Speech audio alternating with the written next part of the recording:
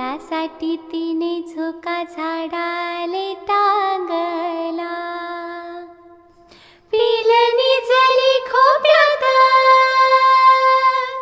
जसा झुलता बंगला. पिल निजली खोप्यात जसा झुलता बंगला. तिचा पिला मंदी जीव जीव झाडाले टांगला. अरे खोप्या मंदी खोपा सुगरणीचा चांगला. एका पिलासाठी तीन झोका झाडाले टांगला.